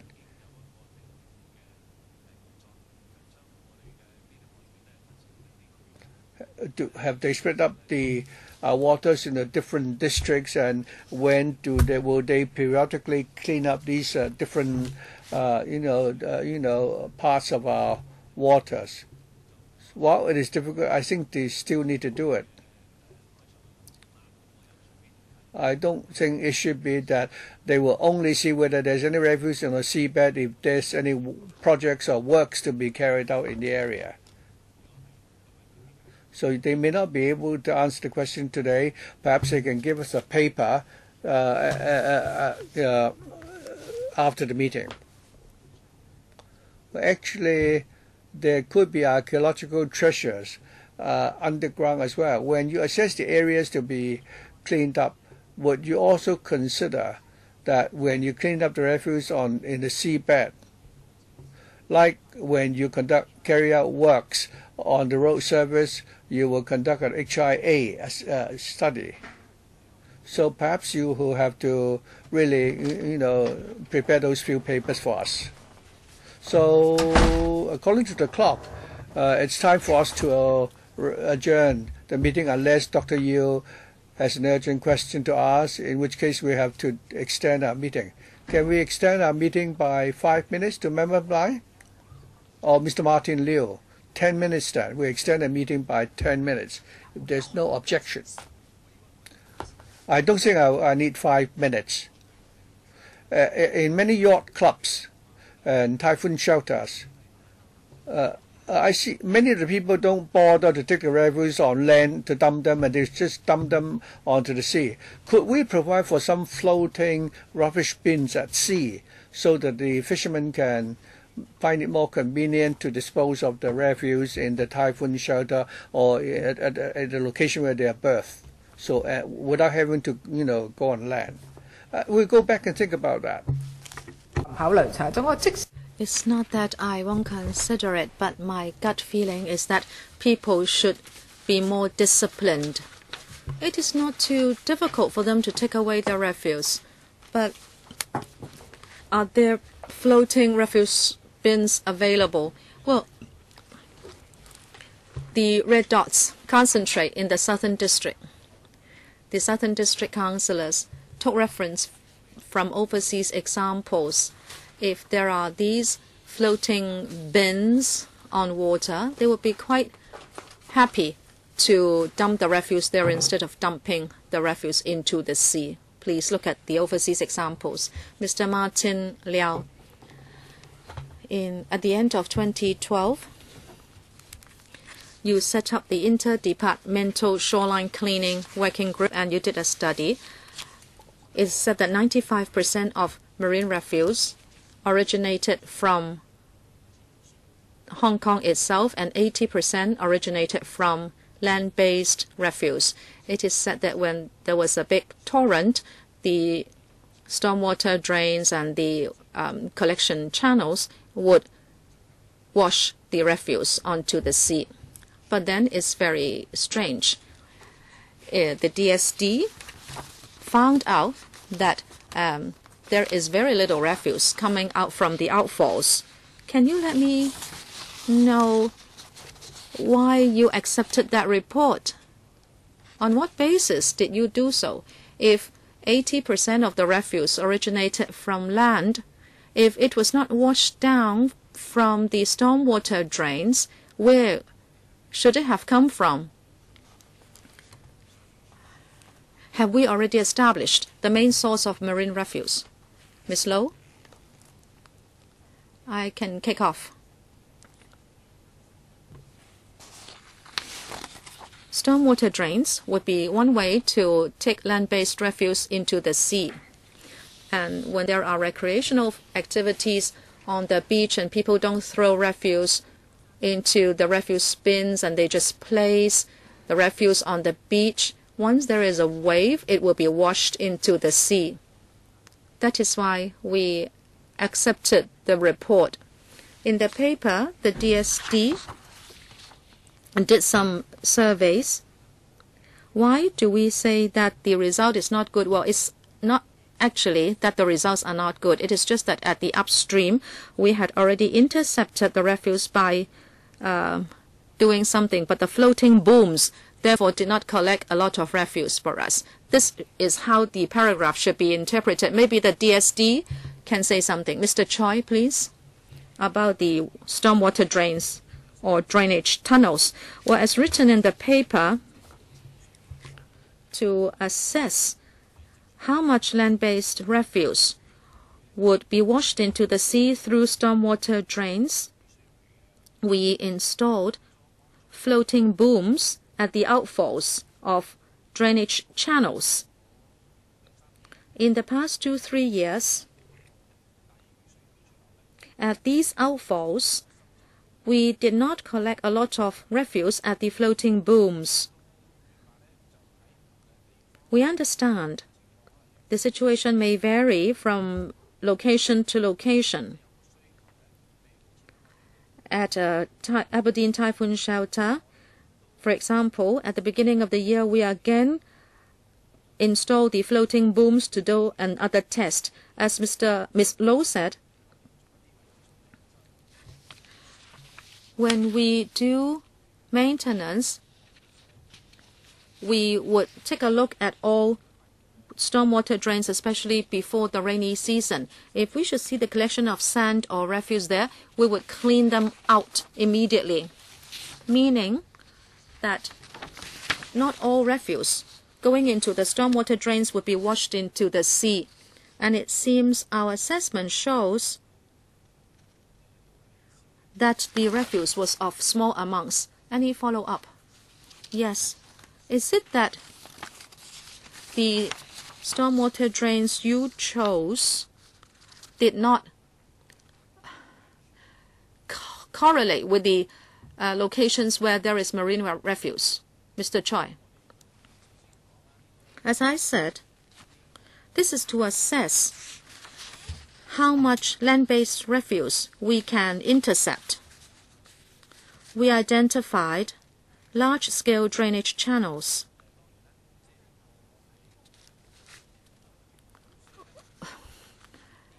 Therefore, if you want to choose smaller scale channels, some stormwater drains have their outfalls in the sea. We have to find suitable locations, therefore. And as I said, we do inspect our stormwater drains. If we see a lot of refuse having been trapped,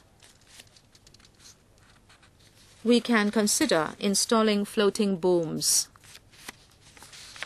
Well, if you don't mind, please supply a paper to let us know where you have installed these floating booms.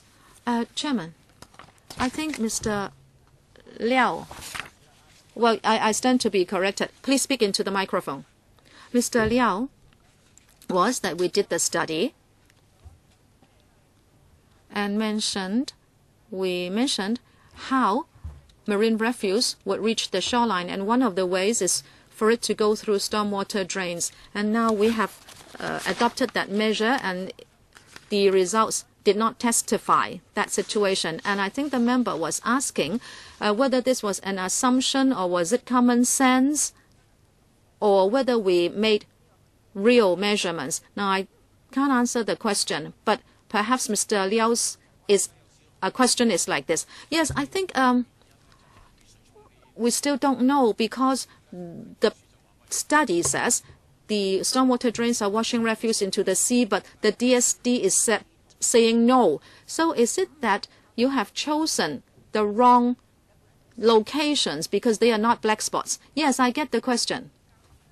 Perhaps we should give you another paper. I will ask my colleagues to dig up the consultancy brief and report to see whether it is an assumption or whether it was from actual inspection.